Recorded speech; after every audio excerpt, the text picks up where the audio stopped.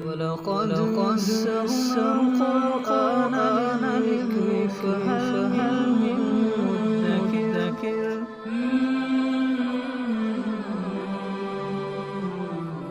سورہ انعام آیت نمبر 109۔ اعوذ باللہ من الشیطان الرجیم، بسم اللہ الرحمن الرحیم۔ وَأَقْسَمُوا بِاللَّهِ جَهْدَ أَيْمَانِهِمْ لَئِنْ جَاءَتْهُمْ آيَةٌ لَيُؤْمِنُنَّ بِهَا قُلْ إِنَّمَا الْآيَاتُ عِندَ اللَّهِ وَمَا يُشْعِرُكُمْ أَنَّهَا إِذَا جَاءَتْ لَا يُؤْمِنُونَ وَنُقَلِّبُ أَفْئِدَتَهُمْ وَأَبْصَارَهُمْ كَمَا لَمْ يُؤْمِنُوا بِهِ أَوَّلَ مَرَّةٍ وَنَذَرُهُمْ فِي طُغْيَانِهِمْ يَعْمَهُونَ۔ اور وہ اللہ کی بڑی پکی قسمیں کھاتے ہیں، بڑے زور دے کر قسمیں کھاتے ہیں کہ لئن جاءتہم آیا، کہ اگر ان کے پاس کوئی نشانی یعنی ان کا مطلوبہ معجزہ آ جاتا ہے، لَيُؤْمِنُنَّ بِهَا، تو وہ ضرور بھی ضرور اس پر ایمان لے آئیں گے۔ مشرکین مکہ نے ویسے تو ہر دھرمی مچائی ہوئی تھی، ضد باندھی ہوئی تھی، تکبر ان کے دلوں میں تھا، اور اسی وجہ سے وہ لوگ ایمان نہیں لا رہے تھے۔ تو ٹالنے کے لیے یا یوں کہہ لیں کہ تنگ کرنے کے لیے مختلف باتیں کرتے رہتے تھے۔ اب انہوں نے یہ کہنا شروع کر دیا تھا کہ فلاں معجزہ دکھائیں گے تو ہم پھر ایمان لائیں گے۔ اب انہوں نے کیا معجزے کا مطالبہ کیا کہ اگر صفا پہاڑ سونے کا بنا دیا جائے تو ہم ایمان لے آئیں گے۔ حضور نبی کریم صلی اللہ علیہ وسلم جو ہر وقت اس فکر میں تھے، ہر وقت اللہ تعالیٰ سے یہی دعائیں مانگ رہے تھے کہ یہ لوگ ایمان لے آئیں، تو آپ علیہ السلام نے ان سے ارشاد فرمایا کہ کیا پکی بات ہے کہ پھر تم ایمان لے آؤ گے؟ تو انہوں نے خوب اپنی قسموں کو مضبوط کیا اور لوگوں کو دکھانے کے لیے بڑے زور دے کر قسمیں کھانے لگے کہ ہاں جی، وَأَقْسَمُوا بِاللَّهِ جَهْدَ أَيْمَانِهِمْ، زور دے کر قسمیں کھانے لگے کہ لَئِنْ جَاءَتْهُمْ آیَةٌ، اگر یہ ہمارا مطلوبہ معجزہ ہمیں دکھا دیا جاتا ہے تو لَيُؤْمِنُنَّ بِهَا، پھر وہ ضرور بے ضرور ایمان لائیں گے۔ تو نبی پاک صلی اللہ علیہ وسلم اس امید پر کہ شاید اس معجزے کو دیکھ کر یہ لوگ ایمان لے آئیں، اللہ تعالیٰ سے دعا کرنے لگے۔ اتنے میں حضرت جبریل علیہ السلام تشریف لے آئے اور انہوں نے کہا، اے اللہ کے رسول، اگر ان کا مطلوبہ معجزہ ان کو دکھا دیا گیا اور پھر یہ لوگ ایمان نہ لائے تو پھر ان کو اسی طرح ہلاک کر دیا جائے گا جیسے کہ پہلی قوموں کو ہلاک کر دیا گیا تھا، کہ ان میں سے پھر کوئی نہیں بچا تھا، اور یہ ہم آپ کو بتا دیں کہ یہ ایمان نہیں لائیں گے۔ یہ ایمان لانا ان کو ہوتا تو اتنے معجزات دیکھ چکے ہیں، ان پر کیوں نہیں یہ ایمان لائیں؟ اور کوئی ایک معجزہ تو نہیں تھا، اور جتنے حضرات مسلمان ہو چکے تھے تو کیا وہ اپنے کو مطلوبہ معجزہ دیکھ کر وہ لوگ مسلمان ہوئے تھے؟ یقیناً وہ حضرات آپ علیہ السلام کی صداقت، آپ علیہ السلام کی دیانت، آپ علیہ السلام کی امانت، آپ علیہ السلام کے اخلاق اور قرآن کریم کو سن کر وہ حضرات مسلمان ہو رہے تھے۔ تو معجزات تو انگنت ان کے سامنے لائے جا چکے ہیں۔ تو ارشاد فرما دیا، قُلْ إِنَّمَا الْآيَاتُ عِندَ اللَّهِ، اے نبی صلی اللہ علیہ وسلم آپ کہیے کہ سارے معجزات اور ساری نشانیاں تو اللہ کے پاس ہے، وہ جو چاہے دکھائے، اس نے بہت ساری دکھا دی ہیں، اب بھی جو وہ چاہے گا وہ دکھائے گا، جب چاہے گا دکھائے گا۔ میں اللہ تعالیٰ سے دعا نہیں کروں گا تمہارے مطلوبہ معجزے کے لیے۔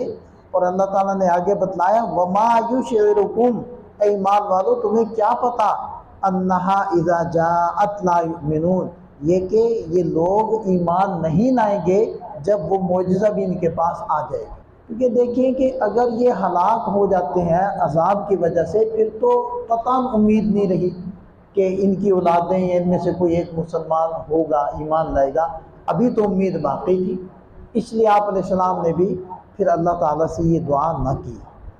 اور یہ جو اللہ تعالیٰ نے ارشاد فرما دیا کہ یہ اس معجزے کو دیکھ بھی لیں گے پھر بھی یہ لوگ ایمان نہیں لائیں گے، ایک تو اس کی وجہ یہ تھی کہ ان لوگوں کا مطالبہ حق کی وضاحت کے لیے نہیں تھا، یعنی ایسا مسئلہ نہیں تھا کہ انہیں بات سمجھ نہیں آ رہی تھی، انہیں ابھی کوئی ڈاؤٹ، کوئی شک تھا، اس شک کو دور کرنے کے لیے وہ مطالبہ کر رہے ہیں، ایسا نہیں ہے۔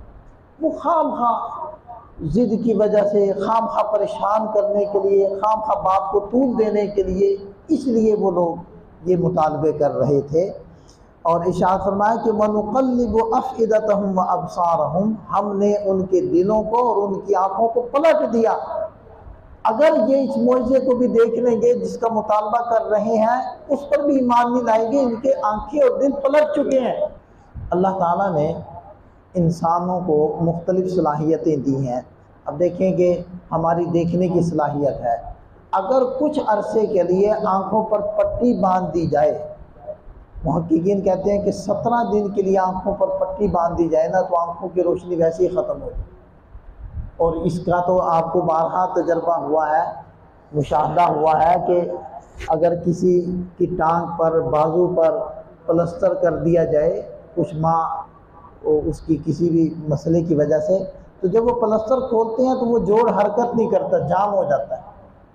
تو انسان کے اندر جو ظاہری صلاحیتیں ہیں، ان کو بھی اگر انسان استعمال ان کا کرنا چھوڑ دے تو وہ ختم ہو جاتی ہیں اور وہ صلاحیتیں کم ہونا شروع ہو جاتی ہیں۔ اسی طرح انسان کے اندر باطنی صلاحیتیں ہیں، اور ان میں سے ایک صلاحیت کیا ہے؟ حق کو پہچاننا۔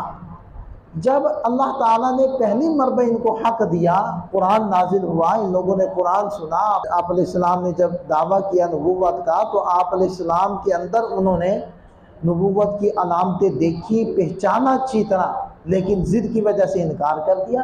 اب وہ قرآن نازل ہوتا رہا، انکار کرتے رہے، یہاں تک نوبت پہنچ گئی کہ اس صلاحیت کو استعمال نہ کرنے کی وجہ سے وہ حق کی پہچان ہی ختم ہو گئی۔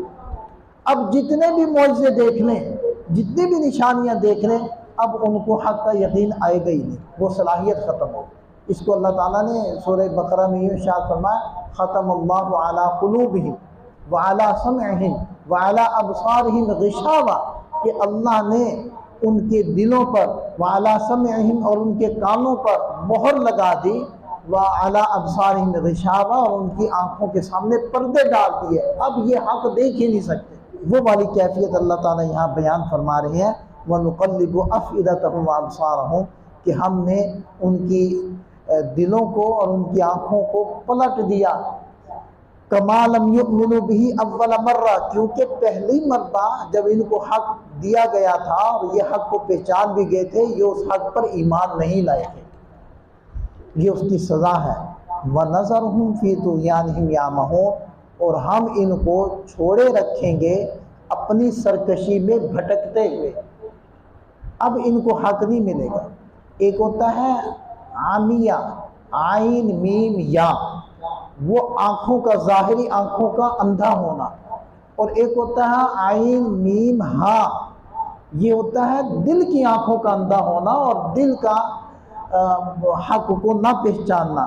تو یہاں وہ والے الفاظ اللہ تعالیٰ نے استعمال فرمائے، یعمہون عین میم ہا، کہ یہ دلوں کے اندھے بن کر اسی طرح ٹامک ٹوئیاں مارتے رہیں گے، ان کو حق نہیں ملے گا، کنفیوژن کا شکار رہیں گے، حق کے اوپر تسلی نہیں ہوگی۔ کیوں؟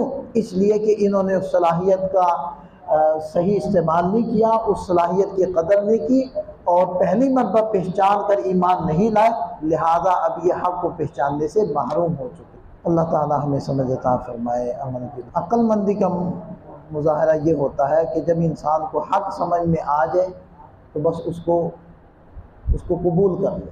نبی پاک صلی اللہ علیہ وسلم یہ دعا مانگا کرتے تھے، اللہم ارنا الحق حقا وارزقنا اتباعہ وارنا الباطل باطلا وارزقنا اجتنابہ، اے اللہ حق دکھا اور پھر اس کے اوپر عمل کی توفیق عطا فرما، اور اے اللہ باطل دکھا، سجھا، سمجھا اور اس سے بچنے کی توفیق عطا فرما۔ ہمیشہ اللہ تعالیٰ سے یہ دعا مانگنی چاہیے کہ اللہ حق مجھے سجھا دیجئے، سمجھا دیجئے، اور پھر مجھے اس کے اوپر عمل کی توفیق عطا فرما۔ ہمارا مسئلہ یہی ہے کہ ہمیں حق سمجھ میں آ جاتا ہے لیکن پھر ہم اس کے اوپر عمل نہیں کرتے۔